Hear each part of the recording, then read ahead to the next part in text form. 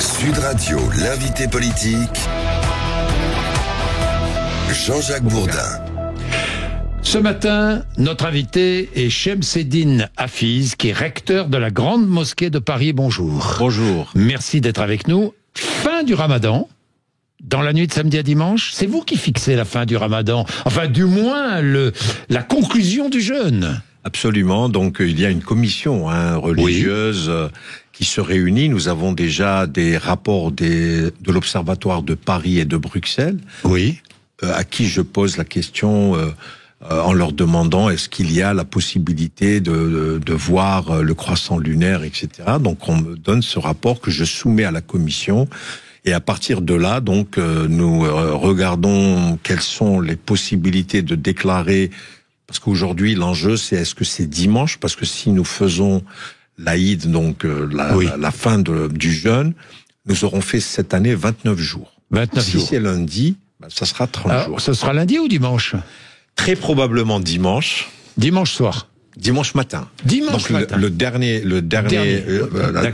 jour de jeûne, absolument. Voilà. Au lever du soleil. Voilà, c'est ça. Au lever du soleil, dimanche matin, c'est la fin du Ramadan. Absolument, et nous faisons ce qu'on appelle la prière de l'Aïd.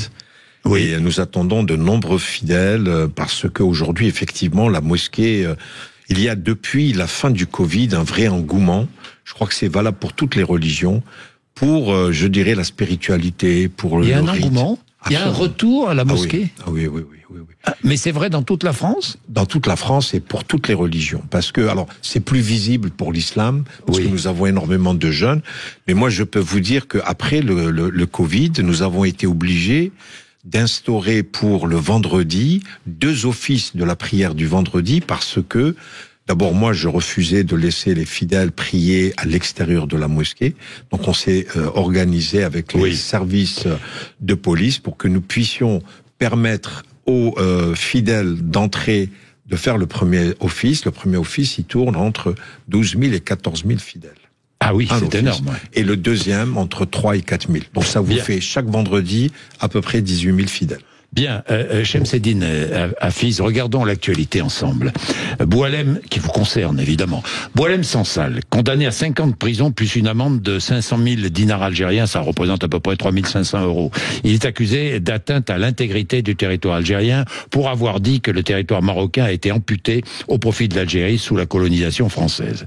Est-ce que ce matin, sur l'antenne de Sud Radio, vous appelez le président algérien à gracier Boualem Sansal? Alors, aujourd'hui, je le fais avec plaisir devant vous, mais je l'ai déjà fait à plusieurs reprises. Comme vous l'avez si gentiment rappelé, je suis avocat et je sais ce que c'est la prison. Je sais ce que ça peut être pour un homme, quelle que soit la prison. En même temps, il est âgé, en même temps, il est malade, son épouse est malade, et donc vraiment, à titre humanitaire, c'est quelque chose qui tombe dans le sens. Alors vous appelez le président algérien à la grâce? Bien sûr, et depuis le début, c'est-à-dire que lorsqu'il a été interpellé, moi je me suis déjà intéressé à lui à ce moment-là, et j'ai fait des petites vérifications et on m'avait dit qu'il avait eu accès dès le début de sa garde à vue à pouvoir parler avec quelqu'un de l'extérieur. Je crois même qu'il a parlé avec 2 personnes, je sais pas qui. Mais pas avec son avocat juif, dans tous les cas. Son avocat français juif. Je suis pas tout à fait d'accord avec vous. C'est ce qu'ont dit les autorités algériennes. Non, jamais. Je connais suffisamment. Vous dites non. Absolument, et je le confirme, je connais assez bien le président Tebboune. Oui, vous le connaissez bien même. Et je sais qu'on ne peut pas, aujourd'hui, sous l'autorité du président Tebboune, quelque autorité que ce soit en Algérie, qui puisse aujourd'hui dire que François Zimré ne peut pas rentrer en Algérie parce qu'il est juif. C'est faux. Alors, il y a eu des bruits, je dis pas, l'information est venue, je l'ai écoutée. C'est faux. Et je trouve que c'est scandaleux. Et François Zimré, avec qui j'ai une relation à la fois de confraternité mais d'amitié, nous en avons discuté. Il est avocat comme vous. Enfin, et il a été ambassadeur, il est avocat. Absolument. Et je l'ai vu, j'ai vu François Zimré. Et lorsqu'il a fait sa demande de visa, nous avons géré ensemble ce moment. Mais il n'a pas obtenu. Parce que la première fois, il faut que je vous donne toute l'information, parce qu'il est important d'être objectif dans cette situation. On est d'accord. Aujourd'hui, François Zimré, la première fois lorsqu'il a fait sa demande de visa, il avait une lettre de constitution comme avocat par Gallimard. Et nous savons qu'en droit pénal, que ce soit en France ou en Algérie, il faut que ce soit la personne elle-même qui est concernée par le procès qui constitue l'avocat. Par la suite, Monsieur Boualem Sansal a rédigé une lettre pour constituer mon confrère François Zimré. Et François Zimré a fait une deuxième demande de visa, à laquelle on n'a pas répondu, mais à laquelle la demande n'a pas été refusée. Oui, enfin, pas de réponse. Ça équivaut à un refus, pardon. Non. Enfin bon, Non, d'accord. mais, Bon, Monsieur Bourdin, on est. Non, mais attendez, je veux préciser. Mais c'est pas le plus important. Non, mais surtout, maintenant, je vais vous dire une chose. Allez-y, dites-moi. Et je suis devant vous. Oui. Je peux prendre un témoin. Ici, vous savez, on parle directement. Patrick Bruel. Oui. Posez la question à Patrick Bruel, qui a été avec sa maman en Algérie. Oui. Comment il a été? À la demande de qui il a été? Je crois que Patrick Bruel est également de confession juive. Oui. Sa maman, qui a eu 84 ans au moment où elle est partie en Algérie, elle a été revoir tout ce qu'elle a vécu en Algérie. Oui. C'est grâce au président de la République, Abdelmadjid Tebboune, aujourd'hui qu'on essaye de faire passer pour un antisémite. Oui, bon. Mais moi, puisque vous êtes proche du président Tebboune, je vous pose une question très simple et très directe. Est-ce qu'il va être gracié? Est-ce que Boualem Sansal va être gracié? Je suis un religieux, je suis recteur de la Grande Mosquée de Paris, je suis pas devin. Je vous dis, j'appelle de mes vœux, vraiment avec à l'occasion du Ramadan, par exemple. Écoutez, le Ramadan, vous avez raison, et c'est un argument. Le Ramadan, c'est un moment de pardon. Boualem Sansal est un être humain. Oui. Quoi qu'il ait fait, quoi qu'il ait dit, aujourd'hui, compte tenu de sa situation, il a passé 6 mois en prison. 6 mois, c'est trop pour lui. Je le dis et je le répète. J'espère de tout mon cœur qu'il soit gracié et qu'il revienne au moins retrouver son épouse qui est elle-même souffrante. Est-ce que vous pensez qu'il le sera? Franchement. Si on fait de la politique fiction, je pense que le président de la République va décider de sa grâce. Je vais vous dire pourquoi. Vous l'avez bien dit qu'il a été condamné à 5 ans et à 500 000 dinars, oui, qui fait l'équivalent, comme vous l'avez dit, de 3 500 €. Oui. Vous savez qu'au début, lorsqu'il a été interpellé, lorsqu'il a terminé sa garde à vue, les infractions qu'on lui reprochait était de l'ordre de le faire passer dans l'équivalent de ce qu'est la cour d'assises, c'est-à-dire devant le tribunal criminel. Devant le tribunal criminel, c'est d'abord une instruction plus longue, des conditions plus difficiles pour lui. L'affaire a été correctionnalisée. Monsieur Boualem Sansal est passé devant le tribunal correctionnel d'Alger, Dar el-Beida, pour être précis. Donc aujourd'hui, son procès est terminé. C'est-à-dire que oui, il lui reste une chose. Est-ce qu'il va faire appel ou pas? Parce que s'il fait appel de sa décision, je pense... Parce que s'il ne fait pas appel, c'est qu'il reconnaît les faits. Et je ne connais pas très bien Boualem Sansal. Moi, à sa place, je vais réfléchir. Parce que si je ne fais pas appel, il va être vraiment face à un dilemme. Je fais appel les 10 jours qui vont passer. Ça peut m'éviter... donc cette grâce présidentielle, je ne fais pas appel, je reconnais quand même les faits, je bénéficierai de la grâce. Donc je ne sais pas dans quel état d'esprit Boualem Sansal se trouve, mais je suis persuadé que, je pense aujourd'hui, vous savez, l'interview du président de la République, la dernière interview qu'il a faite, il a quand même vraiment eu beaucoup de hauteur par rapport je dirais, à ce déferlement de haine qui est en train de... Je pense vous parlez d'Emmanuel Macron ou vous parlez du président algérien? Du président Tebboune. La dernière interview qu'il a faite. Le président Macron a pris la balle au bond. Est-ce que ça se joue entre le président Macron et le président Tebboune? Ils ont une relation très particulière. Est-ce que clairement ces dernières heures, ces derniers jours, les discussions directes entre les deux hommes ont eu lieu? Il n'y a pas eu de relation directe, mais il y a eu des relations. Des relations directes au téléphone? Non. Mais des relations par personne interposée? Il y a eu des émissaires, absolument. Absolument. Donc, sur le cas Sansal? Non. Sur la relation? Sur les relations. Bien. Alors justement, tiens, Chemseddine Hafiz, début mars, dans votre blog, vous dénonciez les faiseurs de peur qui, dans la classe politique et les médias, nourrissent une éternelle mise en procès de l'immigration algérienne. Mais de qui parlez-vous? Vous regardez les médias. Mais de qui? Comme moi. Non, je vais pas citer de nom. Attendez. Moi, quand on accuse, on cite. Non. Moi, je n'accuse pas. Je fais un constat. Et moi, j'appelle à l'apaisement. Aujourd'hui, j'espère que ce sont les derniers soubresauts de la guerre d'Algérie.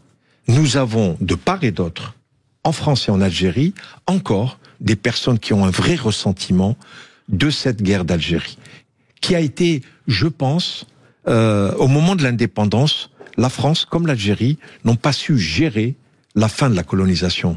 Et aujourd'hui, on reste encore avec des... Attendez, moi-même, comme vous le dites, hein, vous me citez, merci beaucoup, mais regardez le nombre d'attaques dont je fais l'objet.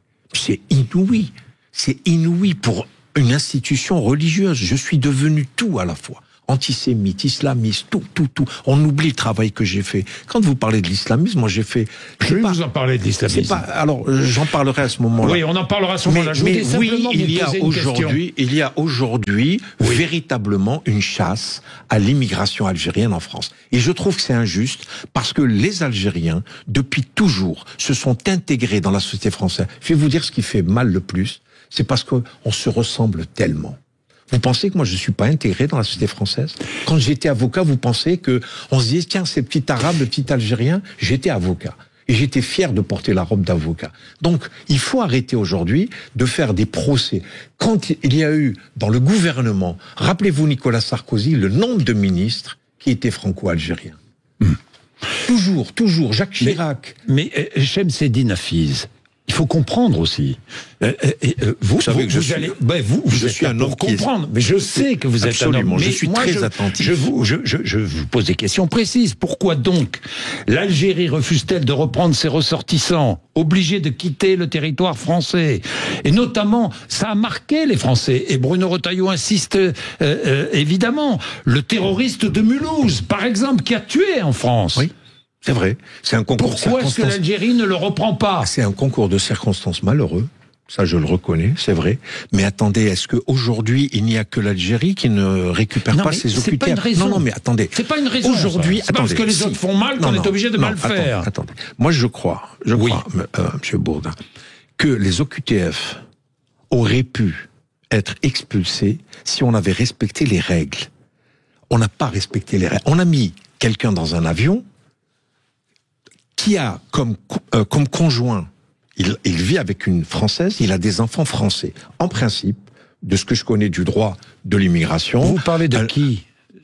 Doumen. Mais moi je vous parle pas de cet homme-là, je vous parle de celui... Non, mais je sais. Oui, je sais. De celui qui a tué à Mulhouse. Je sais, et je vous ai dit que c'est un concours de circonstances malheureux. C'est comme le Marocain qui devait être expulsé, qui a tué une jeune femme, pas très loin d'ici, au bois de Boulogne. Oui. On l'oublie tout ça. C'est aujourd'hui, on force le trait dans tout ce qui concerne Algérien. C'est pour ça que je veux quand même qu'on reste objectif. Que aujourd'hui, le but, parce que ce sont deux grands pays, la France et l'Algérie, qui ont tout intérêt à travailler ensemble et à revenir, je dirais, à des relations beaucoup plus apaisées. Aujourd'hui, on ne cherche pas l'apaisement. Attendez, quand on traite... Mais alors, qui met de l'huile sur le feu? Les hommes qui disent que c'est un régime, que c'est une dictature. Il y a Éric Ciotti qui parle de l'État voyou. Attendez, qu'il n'y a pas de démocratie dans ce pays, que Tebboune est un dictateur. Il a été élu. Enfin, il y a quand même des dizaines de milliers d'opposants politiques qui sont emprisonnés en Algérie. Il n'y en a pas ici en France où il n'y en a pas des opposants politiques, des dizaines de milliers, non? Oh, des dizaines de milliers qui sont... Demandez aux Kabyles, vous les connaissez? Bien sûr. Écoutez, vous les aimez, vous les appréciez. Les Kabyles, il y a eu un match à Tizi Ouzou, capitale de la Kabylie. Le drapeau algérien flottait. Donc il faut également arrêter de jouer sur la division. Les Kabyles sont des Algériens et ils ont payé le lourd tribut pendant la guerre d'Algérie. Oui. Énormément de chefs de guerre qui ont combattu la France étaient des chefs Kabyles. Donc aujourd'hui, moi je ne peux pas laisser dire que les Kabyles, c'est un épiphénomène dans cette Algérie. Il y a des mouvements d'opposition, c'est normal, c'est la nature humaine. Et au contraire, vous me dites qu'il y a une opposition, elle est ici en France ou elle est un peu partout à l'étranger. Moi je trouve que cette opposition, c'est quelque chose qui fait en sorte que nous vivons notre démocratie. D'une certaine manière, ce n'est pas les mêmes règles. Je vais vous prendre deux grands pays démocratiques qui, pour moi, sont des pays importants, les États-Unis et la France. Mais vous voyez que la démocratie s'exprime de différentes manières. Aujourd'hui, on voit bien les écarts qui sont en train de se faire aux États-Unis. Donc, moi, je ne souhaite pas. Je l'ai dit, Monsieur Bourdin, je vous le dis les yeux dans les yeux. J'ai choisi d'être français. J'ai choisi d'être français parce que j'aime la France. Parce que j'aime ce que représente la France. Quand moi j'étais jeune Algérien, quand je faisais mes études de droit à Alger, j'ai jamais fait d'études de droit ici. Je les ai faites là-bas.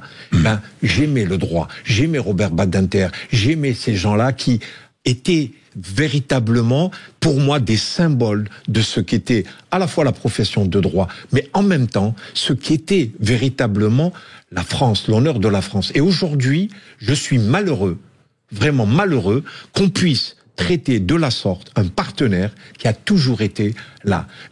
L'Algérie a toujours été, malgré toutes les, je dirais, les situations, a toujours été aux côtés de la France. Chemseddine Hafez, la haine des Juifs vient-elle essentiellement du monde musulman, comme le dit Manuel Valls? Pas du tout. Pas du tout, mais enfin Manuel Valls, qui était un ami, ça me gêne beaucoup. Je l'ai invité pour qu'il vienne à l'Aïd, donc à la fête de l'Aïd dimanche. Il m'a gentiment répondu en me disant qu'il serait en Nouvelle-Calédonie. J'ai des relations avec Manuel Valls et je suis un peu déçu. Pourquoi il le fait dans le contexte aujourd'hui? Mais franchement, à part des déclarations de ce type, apportons des preuves. Qu'est-ce qui se passe aujourd'hui? Pardon, mais les actes antisémites aujourd'hui sont de plus en plus souvent commis par des musulmans. C'est pas des musulmans, Monsieur Bourdin. Alors ce sont des... Je voudrais... Comment les qualifiez-vous? Des antisémites. Point. Parce que je le dis, je le répète. C'est pas au nom de la religion. Pas du tout. C'est au nom de la haine des Juifs.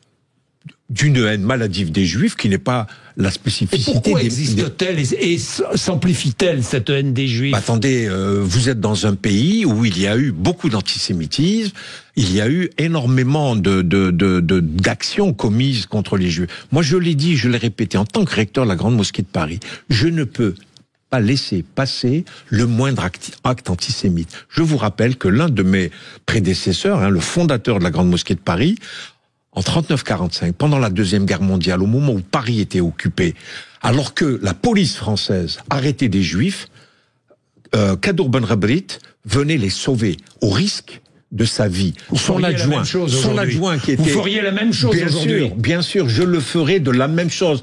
Et pour vous dire, Abdelkader Mesli, qui était son adjoint, qui était imam, a été déporté. Il a été déporté comme un juif. Donc aujourd'hui, on ne peut pas dire qu'à la Grande Mosquée de Paris, nous sommes antisémites. Et moi, je suis le recteur de la Grande Mosquée de Paris. Je ferai tout, de toute ma force, pour que jamais il y ait un acte antisémite. Et je peux vous le prouver, c'est-à-dire que nous avons fait des prêches. Mes imams ont parlé de la relation du prophète de l'islam avec les Juifs au 7e siècle. On ne peut pas. J'ai débattu avec le grand rabbin et je lui ai dit, en Algérie, ce n'est pas possible qu'il y ait eu des actes antisémites pendant la colonisation. Est-il vrai qu'en France, il n'y a qu'un seul communautarisme, un seul séparatisme qui menace la République, c'est l'islamisme? C'est vrai ou faux? Alors l'islamisme, oui. Menace la République? Je l'ai dit, je l'ai écrit dans mon manifeste contre le terrorisme islamiste, je l'ai écrit noir sur blanc. Donc on ne peut pas me dire que je suis, je dirais, parce que je suis devant vous. Certains disent, bon, il est sous l'influence des frères musulmans. J'ai lu cela, il y a eu entendu bien cela. Sûr, il y a des rapports qui aujourd'hui qui ont été rédigés, notamment à la demande de Gérald Darmanin quand il était ministre de l'Intérieur, et le président de la République avait soutenu cette action. Il y a eu un ambassadeur et un préfet qui ont fait une étude sur l'islamisme et l'entrisme dans la République, et le constat est terrible. Et moi-même, je n'ai cessé de dénoncer l'islamisme qui est effectivement... C'est un danger pour la France? Mais bien sûr, un danger pour toutes les démocraties. Pour toutes les démocraties. Parce qu'il n'est pas uniquement en France. Parce que c'est une idéologie politique, il faut le rappeler. Même dans les pays musulmans, Monsieur Bourdin, l'ennemi, le premier ennemi des pays musulmans, c'est ces mouvances islamistes. Ça veut dire quoi être islamiste? Moi, je vais vous donner une définition très simple. Pardon? Est-ce que les islamistes vous ont menacé ou vous menacent? Bien sûr. Je suis sous protection policière, Monsieur Bourdin. C'était juste après Samuel Paty, quand j'ai dit qu'il était anormal qu'ici, en France, on décapite un enseignant. Quel que soit ce qu'il a fait, je ne rentre pas là-dedans. Mais que Samuel Paty, ici, est décapité. Je l'ai dit, à un moment donné, on s'est dit, tiens, le recteur, j'ai dit, je penserai toujours à son enfant qui avait 7 ans quand il a été assassiné. La décapitation. Comme le jour où ils sont rentrés dans la basilique de Nice, ils ont tué 2 femmes. Le tueur a tué 2 femmes. Vous croyez que c'est au nom de ma religion? Et vous croyez que je viendrai devant vous, en tant que recteur de la Grande Mosquée de Paris, dire que ma religion est une religion d'amour et de paix? Parce que ce sont des gens qui ont dévoyé. Nous sommes les premières victimes, Monsieur Bourdin. Nous sommes les premières victimes. Et vous m'avez parlé, je peux le dire, de Dalil Boubacar. Dalil Boubacar, nous étions ensemble. Nous avons été à Créteil, à la synagogue de Créteil. Et Dalil Boubacar avait dit, les musulmans seront les boucliers des juifs s'ils sont aujourd'hui menacés. Vous pourriez prendre une initiative, là, je dis la exemple, même chose. Avec Haïm Corsia, qui est un ami, qui est un de vos amis. C'est un ami qui m'est très proche. Le grand rabbin. Oui. Vous pourriez prendre des initiatives. On a essayé d'en faire. On a essayé de les prendre juste au lendemain du 7 octobre. Nous avons été chez un de vos confrères sur une chaîne de télévision. Nous nous sommes fait massacrer, lui et moi, lui par sa communauté, moi par la mienne. Parce que c'était pas le moment. On n'aime pas les hommes de paix dans ce pays. Et moi, je veux être un homme de paix. Et avec Haïm Corsia, on est des hommes de paix. Les deux, avec nos différences, avec des religions différentes, mais qui se ressemblent tellement. Moi, je veux dire aujourd'hui devant vous, Monsieur Bourdin, que musulmans et juifs, vous savez, je vous rappelle la phrase de Frantz Fanon. Lorsqu'on parle d'un juif, tendez l'oreille, on parle de vous. Donc je sais ce qu'est aujourd'hui l'antisémitisme. Et je ne peux pas comparer aujourd'hui ce qui se passe pour nous musulmans, parce qu'il y a une haine et des discriminations anti-musulmanes tous les jours contre les musulmans ici en France. Alors moi, j'ai 70 ans, c'est fini. Mais un gamin de 13-14 ans qui est français jusqu'au bout des ongles, mais qui est musulman, qui regarde ça, qu'est-ce qu'il pense? Il a envie de quitter la France. Moi, je ne veux pas qu'il quitte la France. Vous savez, il y a eu un livre... Il se rapproche des frères musulmans. Et il écoute pas. On les pousse, bien évidemment. C'est ça aujourd'hui, ces attaques contre une communauté qui cherche à s'intégrer, qui s'intègre. Regardez autour de nous. Regardez autour de nous ce qui se passe. Là, tout à l'heure, j'étais en train d'attendre, il y a Djamel qui est rentré. Il travaille chez vous, je sais pas qui c'est ce Djamel. Mais vous croyez que ce sont des gens qui sont pas intégrés au sein de la société française? C'est terrible, quoi. Ce qui nous arrive. Edina, je voudrais terminer sur 120 ans de la loi de 1905. Nous fêtons cette année. Le port du voile fait débat. Est-ce une prescription religieuse, le port du voile? Alors j'ai entendu, quand je venais en voiture, j'ai entendu, malheureusement je peux pas vous répondre. Parce que... Dans le Coran, attendez, que dit le Coran? Le Coran parle de pudeur, comme dans les autres religions monothéistes. Oui. D'accord? Il n'y a pas un vêtement spécifique en islam. D'accord? Il y a la notion de pudeur. Vous allez dans le judaïsme, vous allez dans le christianisme, la femme, il y a tout ce côté de la pudeur. Et à partir de là, chacun l'interprète à sa manière. Parce que le verset coranique en question, il parle des femmes du prophète. Mais en même temps, moi, je ne peux pas aujourd'hui, devant vous, Monsieur Bourdin, excusez-moi, mais une femme qui a envie de le porter librement, qui n'est pas obligée de le porter, ben moi, je ne peux que la soutenir. Mais c'est un symbole de revendication ou pas? Ça peut être ici en France, oui, un symbole de revendication. Je l'ai dit, je l'ai écrit. Oui. Je l'ai dit qu'aujourd'hui, on ne peut pas être laïque dans la société française parce qu'il y a aujourd'hui des interdits. Qu'est-ce que je fais lorsqu'une femme a envie d'entrer dans la fonction publique? Demain, elle a envie de travailler chez vous à Sud Radio et elle est brillante. Vous avez envie de la recruter, mais elle porte un voile. Pour vous, c'est un blocage. Et ben moi, je dis à cette femme, parce que l'islam est une religion, je vous assure, Monsieur Bourdin, qui est une religion très belle. Et ben cette femme, compte tenu des contraintes, elle doit l'enlever. Donc, c'est tellement simple. Et dans le sport, oui, en compétition, elle doit l'enlever? Ben écoutez, si ça la gêne, oui. Et aujourd'hui, moi, je veux pas entrer dans ce débat parce que, je l'ai dit, si la loi interdit, pour moi, c'est la loi qui prime? Absolument. La liberté religieuse, elle est totale, sauf lorsqu'il y a une atteinte à l'ordre public. Et donc, si effectivement il y a une loi, vous savez, regardez. S'il y a une loi, on l'applique. Monsieur Bourdin, sincèrement. Je termine. 2 minutes. Oui. L'école, en 2004, on disait les jeunes filles, elles sont. Oui. Est-ce qu'il y a eu un seul procès? Jamais. Est-ce qu'on a été devant la Cour européenne des droits de l'homme? Jamais. Tout le monde s'est inscrit dans le respect de la loi.